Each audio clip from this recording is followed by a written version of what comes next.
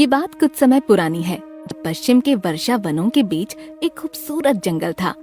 इंसानी दखल से दूर उस जंगल में कई जानवर रहते थे। उसी जंगल में आम के पेड़ पर चिड़िया का एक जोड़ा रहता था। चिड़िया का नाम था सोना और चिड़ा था मोती। दोनों के बीच रिश्ता इतना गहरा था कि हर कोई उनके प्यार की मिसाल देता था। सुबह सुबह सिर पर गजरा लगाकर सोना बोली, कैसी लग रही हूँ मैं? ये भी भला कोई पूछने की बात है? पूरे जंगल में तुमसे खूबसूरत कोई हो सकता है क्या? और तुम्हारे इन सुनहरे पंखों की तुलना तो स्वर्ग की अप्सराएं भी नहीं कर सकती। अरे बस बस, ये मस्का लगाना बंद करो। और सोना शर्मा गई। इस तरह दोनों खूब कुशल मंगल से रह रहे थे। लेकिन एक दिन अचानक सोना को बहुत तेज बुखार आया। जोड़ों में तेज दर्द भी होने लगा और कुछ दिनों बाद उसके सुनहरे पंखों पर काले धब्बे पड़ने लगे। सोना की हालत देख मोती चिंता में पड़ गया। वो जल्दी से सोना को भालू दादा के पास ले गया। भालू दादा, देखिए ना, ये सोना को क्या हो गया है? कई दिनों से बुखार है और ये पंखों पर भी काले धब्बे बनाए हैं। अच्छा, लाओ मैं देखता हूँ। भालू दादा ने सोना की जांच की और उनके माथे पर चिंता की लकीरें उभर आईं। ये देख मोती बोला, क्या हुआ दादा? मेरी सोना ठीक तो हो जाएगी ना? बेटा, सोना को लाइलाज बीमारी ने जकड़ लिया है। मुझे माफ करना बेटा, लेकिन इसका कोई इलाज नहीं है। धीरे धीरे सोना के सारे पंखों का रंग खराब हो जाएगा। दोनों वहाँ से घर लौट आए। अब मोती सोना का खूब ख्याल रखने लगा, लेकिन फिर भी सोना दुखी रहने लगी। हमेशा चंचल सी रहने वाली सोना में अब जैसे जान ही महसूस नहीं होती थी। इस कारण जब एक दिन मोती खाने के इंतजाम के लिए गया तो आम के पेड़ ने कहा, सोना, मैं जानता हूँ कि अभी तुम पर क्या गुजर रही है, लेकिन इतनी चिंता करने का क्या फायदा?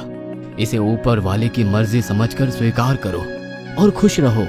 काका, मैं खुद के भाग्य को स्वीकार कर चुकी हूँ, लेकिन मेरा मन घबरा रहा है कि मोती मुझे इस तरह स्वीकार कर पाएगा या नहीं, क्योंकि अभी तो इन पंखों पर कुछ ही धब्बे हैं, लेकिन धीरे धीरे ये पूरी तरह खराब हो जाएंगे और मैं बदसूरत हो जाऊंगी और मोती मुझे पहले जितना प्यार नहीं करेगा। काका, मैं कुछ नहीं चाहती, बस चाहती हूँ कि मोती मुझे हमेशा पहले की तरह प्रेम करे।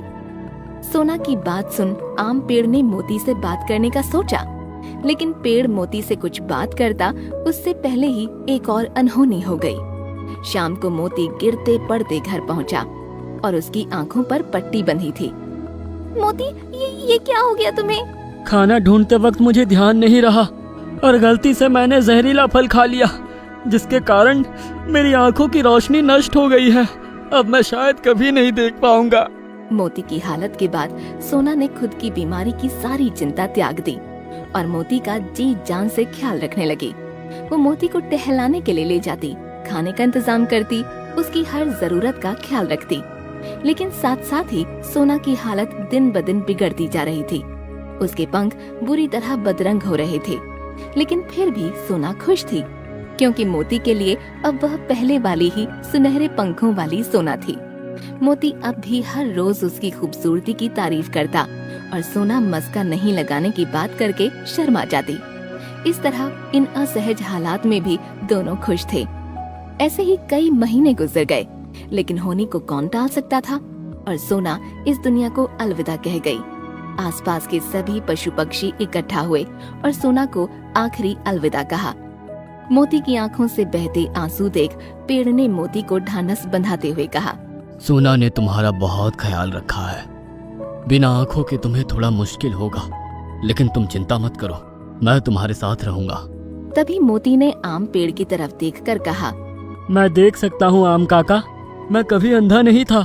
उस दिन मैंने आपकी और सोना की बातें सुन ली थी और मैं समझ गया था कि सोना को उसकी बीमारी से ज्यादा ये बात पीड़ा दे रहा है कि उसके बदसूरत होने के कारण मैं उसे कम प्यार करने लगूंगा।